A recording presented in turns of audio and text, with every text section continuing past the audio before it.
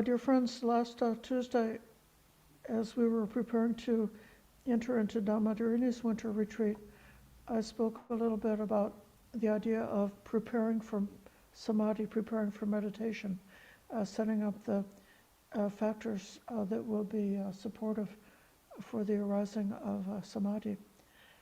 And I thought today of speaking of the factors that are supportive for the arising of stream entry. This is not the characteristics of stream entry in terms of the fetters that go away when that breakthrough has happened, but rather a teaching about the preliminary practices. It has often seemed to me that so many aspects of this path really cannot be accomplished by force of willpower.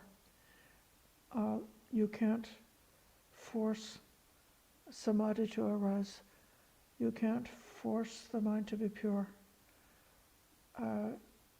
You can't force stream entry. But we can make choices which are setting up the supportive conditions for the arising of these wonderful spiritual breakthroughs that can happen along the way. And in that setting up of the conditions, it seems like we do have the power to make a decision and to use willpower, to use intentionality to create the conditions, and then allow nature to take its course, and the result that's predicted in this training can arise because of nature. I'm reading one sentence out of this sutta here, the second sutta to Sariputta in the Samyutta Nikaya, chapter 55.5. What is a factor of stream entry?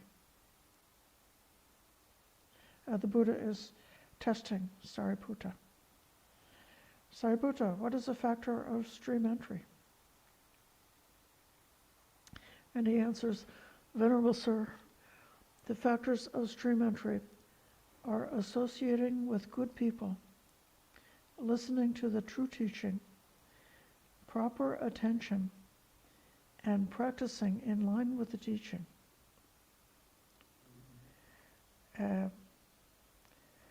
What's called a good person is called a sappurisa.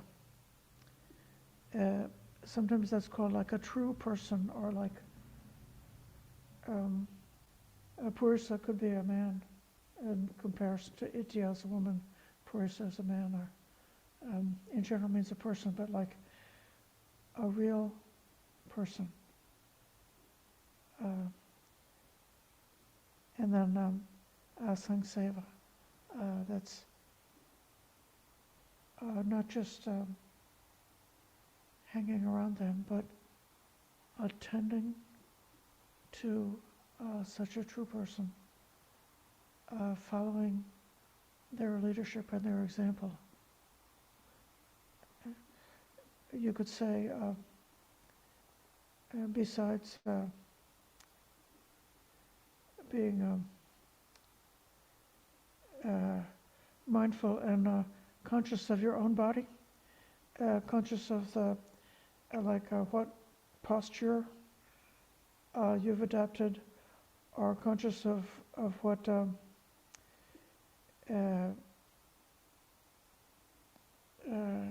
whether standing, sitting, walking, reaching, picking something up, going out on the alms round, going to do some errand or some chore, some work, being aware of one's own turning the attention inwardly.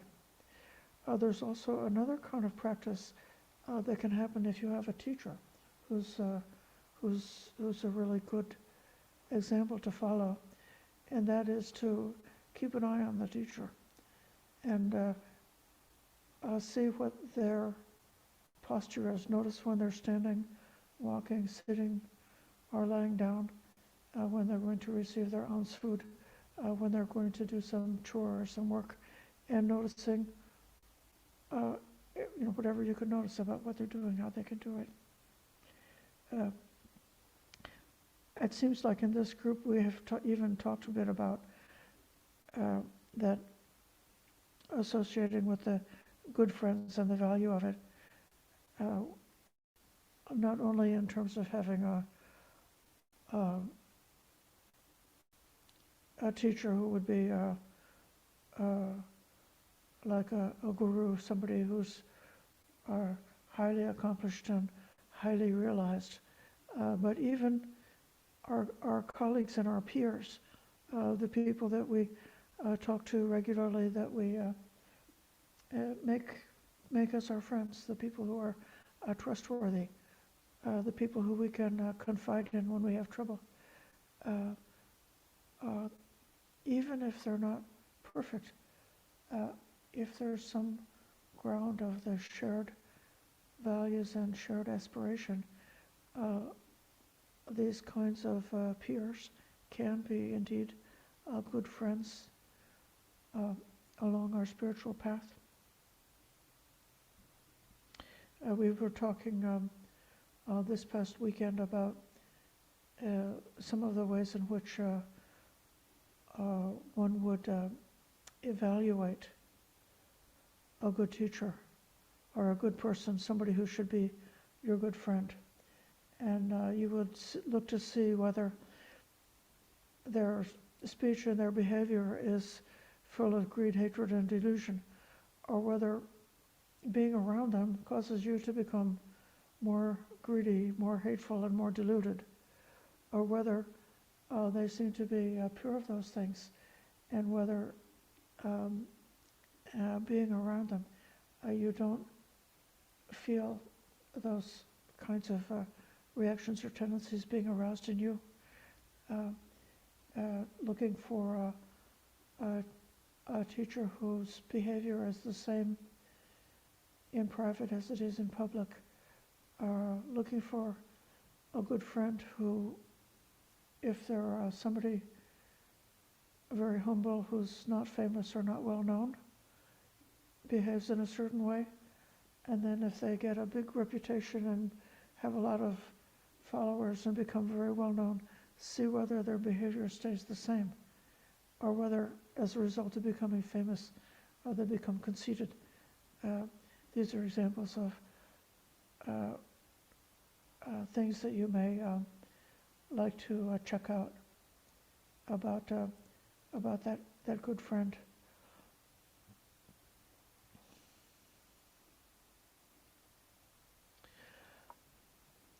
In speaking with others, a good friend will not be telling other people about your bad qualities. They would seek to minimize any rumors or gossip that's going on around about your bad qualities. And they would also speak up about your good qualities. And help others to be able to see your good qualities. A good friend would be very able to acknowledge their own bad qualities, their own mistakes. They would quickly acknowledge them. And they would be not denying their good qualities, but perhaps being humble, not self-aggrandizing because of whatever good qualities they have. And if you happen to find someone who seems like a good friend, and then you watch how they practice, the example that they set, and you listen to what they can say about their practice, their motivation, their understanding, and then practice in line with the example or the explanation that's given to you by your good friend, then you would have a chance to notice whether following that example causes your own spiritual progress. So the more you spend a long length of time being a friend to your friend and listening and following along with their teachings or their suggestions, the more you see continuous progress in your own inner purification and your own true happiness. So the reduction of all of the negative habits of the mind as a result of that contact, that connection. That's a good friend. And, this all sounds kind of, you could say it's basic, but this is kind of like an important statement, isn't it? That says, because you might think that you don't really need a good friend because we have the internet and we can just, read books and make our own decision about what we think is the meaning of the sutras, the meaning of the Buddha's teaching. Or we may even think that I don't need to rely on something that was written down more than 2,000 years ago. Now, in today's time, I can just stay by myself and think it over and reach my own conclusion about what the path forward is, the spiritual path forward. And there is the way in which the Buddha advised, in the end, we have to rely on ourselves. And there is also the way that the Buddha advised, you could say in the middle, we should depend on the teachings that have been handed down.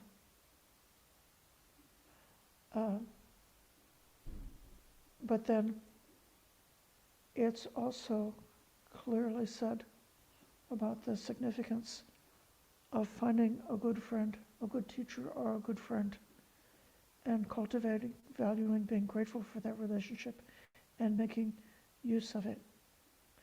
So this Dhamma is co-created by the actual encounter between human beings who are practicing to personally realize the significance of these teachings. So that's the first point. And then the next one is Sadhamma Savana, listening to the true Dhamma. So Sa Purusha, that's a true person. Sad Dhamma, that's the true Dhamma. This is the referring both to the entire system of the teaching, which has been pointed out by a Samma Sambuddha who was capable of the ultimate personal realization and who also had the gift or the capacity to be able to put it into words and to show the path, to show the way, and to have a body of teachings be passed down. And then the Dhamma is also referring to reality. The Dhamma is in agreement with reality as it is.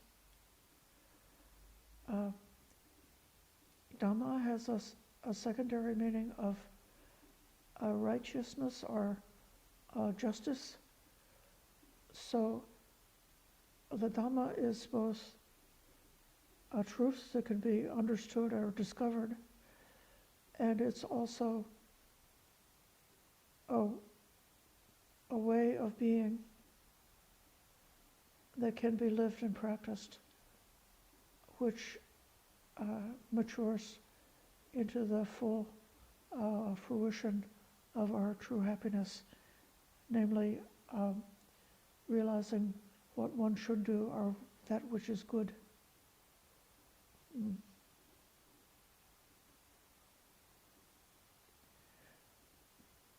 The definition of what's unskillful or evil, or I could say toxic,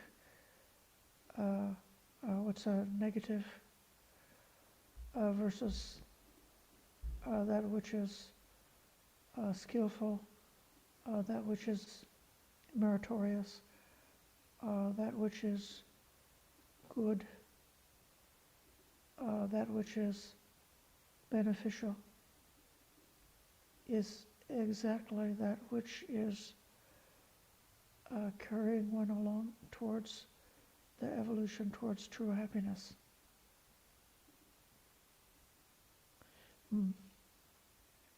So listen to the true Dhamma.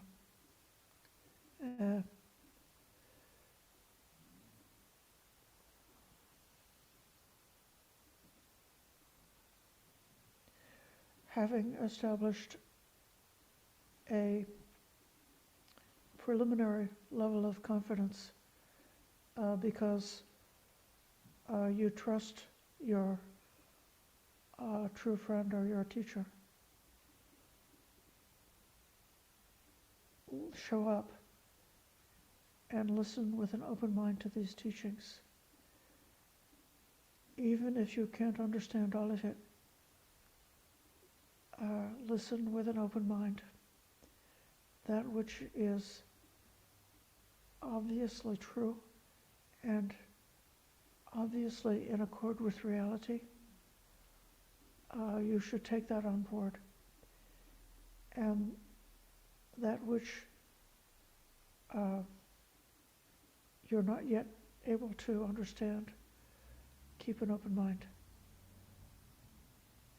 And it may be that as time goes by, as the practice evolves, that you may be able to realize the significance of something that was perhaps not clear to you at the beginning.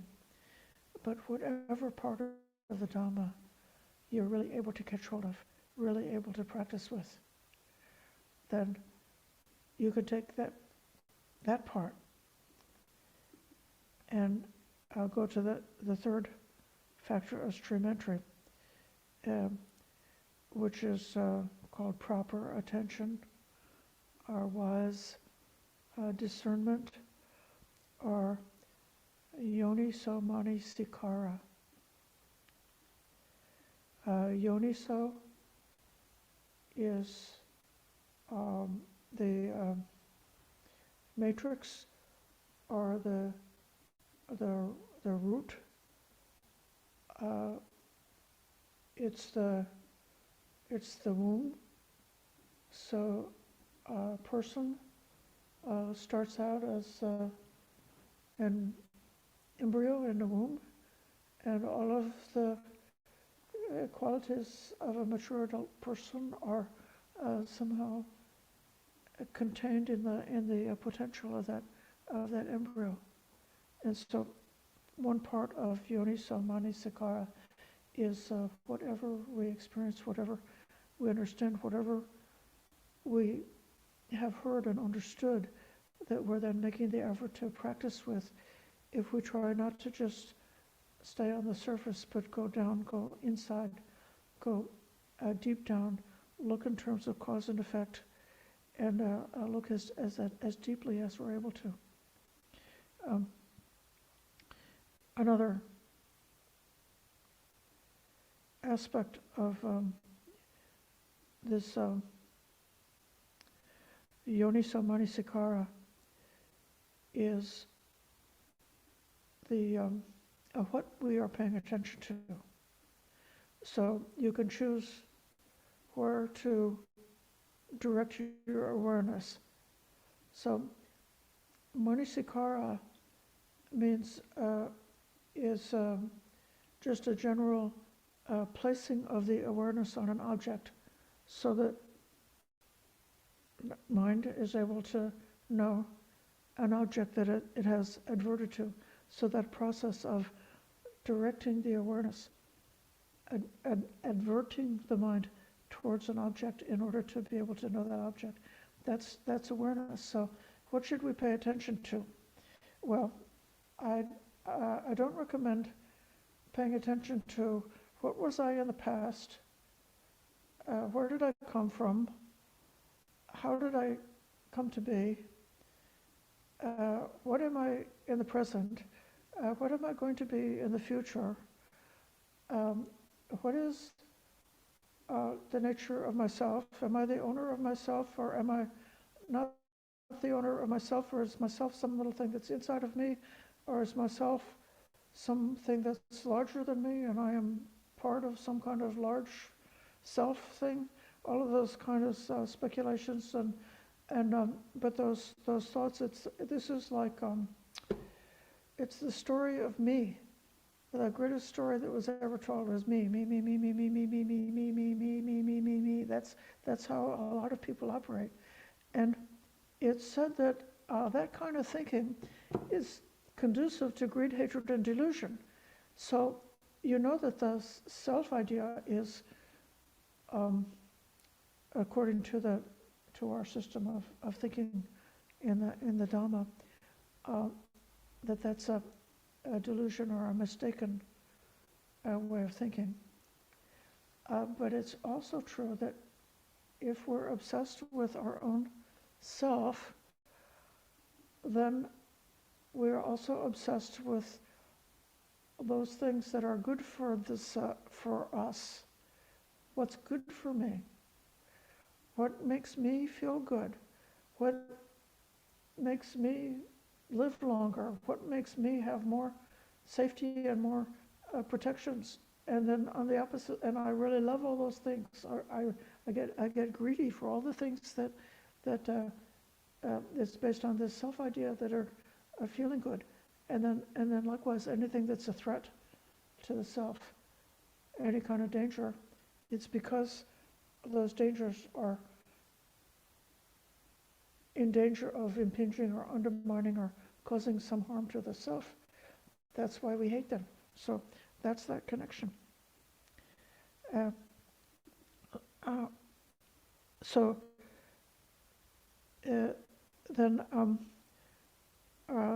the last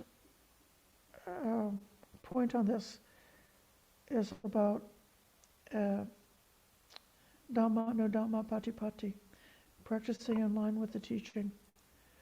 And again, I'm kind of glad looking at that sutta and saying what one should do about preparing the way for stream entry, because in our weekly classes and in the practice we've been doing, we've been practicing this way. This is just exactly the kind of the themes and the topics that we've been discussing over the weeks and months. It was not too long ago that we had a talk about this Dhamma, nu Dhamma, Patipati, practicing the Dhamma in line with the Dhamma, which is referring to that this teaching is not just something to be understood as some kind of concept, abstract catechism to memorize, but that it should be practiced with, we should live it, and we should practice the whole package of the entire Eightfold Path. So we shouldn't say, I'm just going to do vipassana and I'm not going to do sila, or I'm just going to do the first 7 points of the Eightfold Path, but I'm not going to do samadhi, or I think I can do sila and bhavana, improving, practicing ethics and meditation, but it's not necessary to be based on right view. So you can't practice it piece by piece. It has to be all of a package. And the Buddha was so emphatic about the value of practicing the Dhamma in line with the Dhamma that he told his chief disciple Ananda on his deathbed that the highest expression of puja or devotion, the highest way that one could worship the Sammasambuddha would be to practice the Dhamma in line with the Dhamma. So those are 4 ways to get ready to be there when your moment comes and you have a chance to see the goal, to have that opening of the Dhamma eye, seeing, just to enter the stream.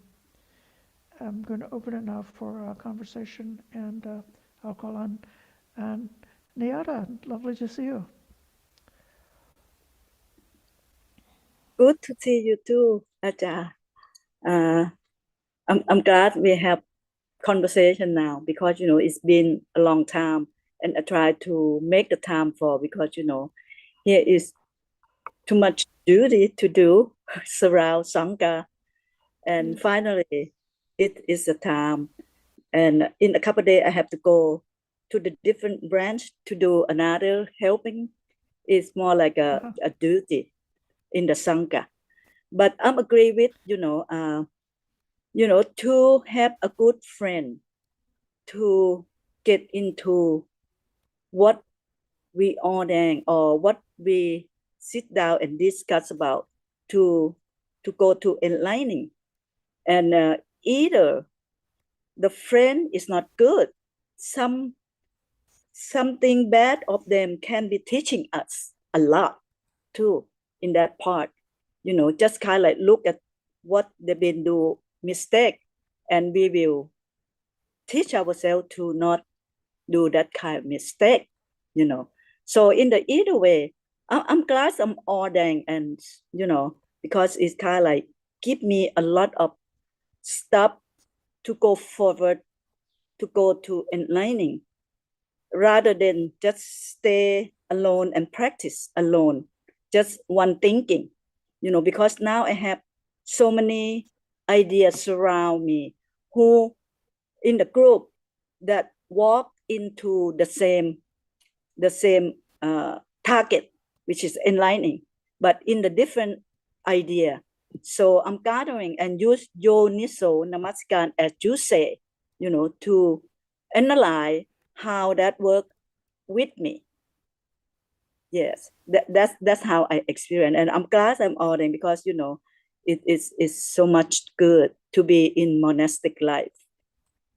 Yes, that's all I want to say, and I'm glad that I get back to you again. I really appreciate your comment about even if our friend is not perfect, if our friend makes a mistake or does something unskillful, still we can learn from that. Just as we also did things that were not skillful in the past. There's not anybody in the room who has never done something unskillful or made a mistake. And so those mistakes are there for learning, are there for our development, and they're a necessary part. So that is true. I do think it's also possible to acknowledge that depending on your own development, that you may choose to withdraw from certain kinds of associations which are not helping you. Even it's said that a desirable quality of a bhikkhu who or a practitioner who values seclusion is that when all different kinds of people come to visit, whether they be, high-class people or low-class people, or people bringing Dhamma, or people who want to come for a Dhamma discussion or whatever, that he just talks with them with the intention for the conversation to be finished so they can go away. And this would be a person who's at a part of their practice where the solitude and seclusion is a significant space for them to develop in the practice. And so if seclusion is beneficial, you can protect seclusion. You don't have to be swept up in being sociable all the time. But then, on the other hand, the right kind of connection with people who have similar values is very useful. I'm going to call on Maisie. Yeah. So nice to see you online. So Yes. I'm in Singapore now, in my office, attending this. I'm very glad. It's lunchtime, because I'm not joining my teammates for lunch. So about friendship, like in my office, there are certain people who are quite, they're not Dhamma practitioners, so their mind tend towards desire for food and very surface material things.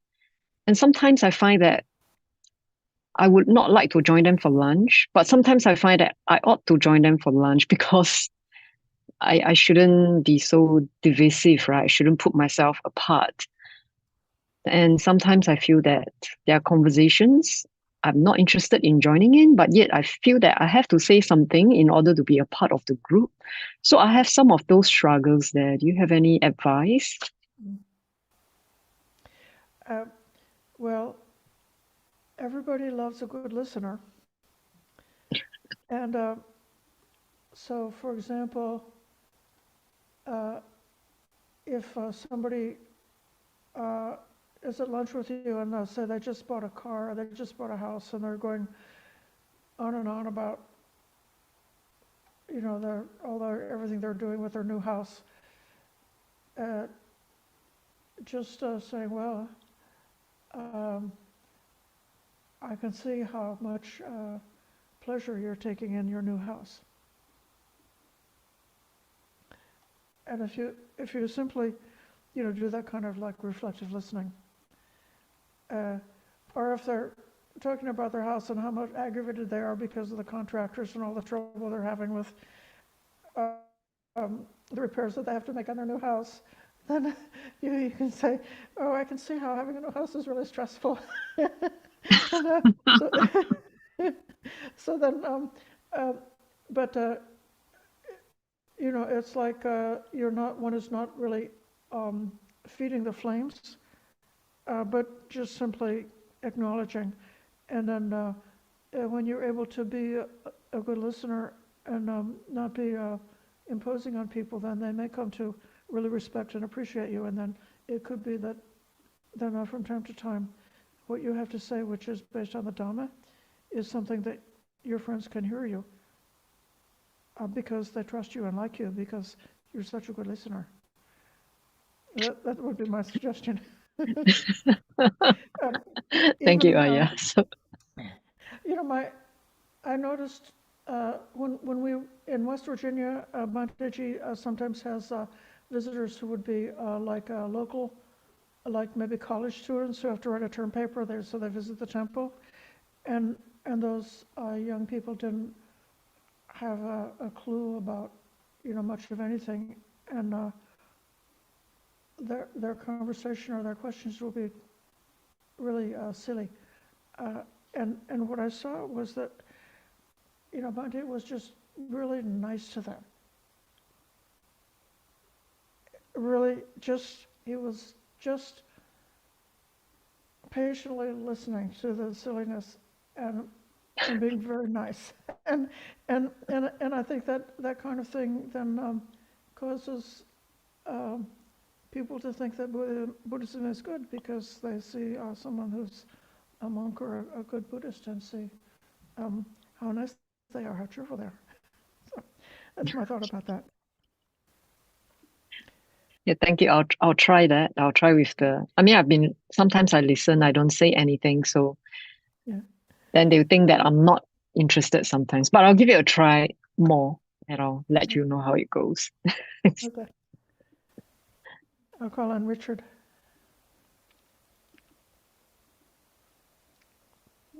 Thank you, Aya. This section here, associating with superior persons, this means someone who's capable of teaching you the Dharma, okay, things that you don't know That's yet true. and don't understand, okay? And that's why it gives you the ability, the next one, to hear the true Dharma, right? And then while you're hearing, you should be paying careful attention. Yoni-so means to one's source, manasi to one's mana. How has one developed this mana idea? You're right. This is mine. This I am. This is myself. So that's what you're trying to figure out. You know, where is this coming? What is the source of this? Right. And then the last section, this translation as practice is not really. It's not really the flavor of what's being said there. What's being said there is that you go on in this Dharma without being distracted. That's kind of what it's like. It's like pati pati. Okay. Pati pa means forward and ti means kind of like the end, like when you see in Pali, you see at the end of a quote, it always has ti indicating, okay, this is the end of it. So pati means going forward to the end, and patiti with two t's is like, it's like a foot soldier. It's like marching on, right? So what it means is that you do these first three and don't get distracted. Because one could do number one, number two, number three, but then, oh, let me go off and do this now for a while, and then maybe come back to it again. It's saying to, to keep, maintain focus and keep going and don't get distracted, and then that will lead to the awakening to Sotapan, usually called stream entry, but I prefer hearing entry. But because that's what you're doing. If you look at what these other ones are, you're hearing and you're contemplating what you're hearing. So it's through that hearing, right? It's translated sometimes as the voice of another, but it's not really voice. It's the utterance. It's the speech, the vata of another. Okay. Anyways, that's all I wanted to say. Thank you. Thank you. This sutta goes on with another sentence, which is nice. The Buddha asks, Sariputta, they speak of the stream. What is the stream? And the answer is, the stream is simply this Noble Eightfold Path. I just laughed when I read that, because the stream is the path. Well, because it's sort of a mixed metaphor, isn't it? Unless if you were navigating by boat, I guess then you would travel on a stream, and the stream would be your path, like your highway would be your stream. But the main point here is that I want to make is that they, in later times, stream entry came to be made up into something that's very mysterious and almost like impossible for an ordinary person to obtain. But there are many, many, many lay people who obtained stream entry in the Buddhist time. And so when one has gained the Eightfold Path, according to this statement, then one has gained the stream entry. So simply being able to recite it or having read about it in a book does not mean that one has gained it. But to say that you have personally realized through your pati and through your knowledge the significance of the steps of the Eightfold Path.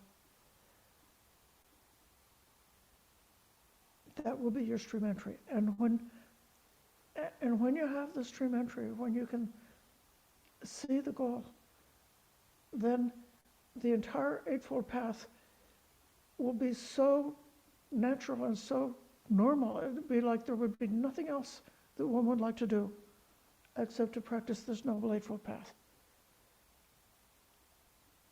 So this also is a very, to me, a very inspiring statement. And even though, like, the first day that, for me, the first day that I ever listened to talk from a bhikkhu about Buddhism, it was about the Noble Eightfold Path. You know, so that was 40 years ago. And the fundamentals are really, if you want to go all the way, you could just stick with that one teaching and make it yours and fully realize it. When you gain that is your stream entry. This may be enough for tonight. I really appreciate everybody's practice and your participation and your patient listening.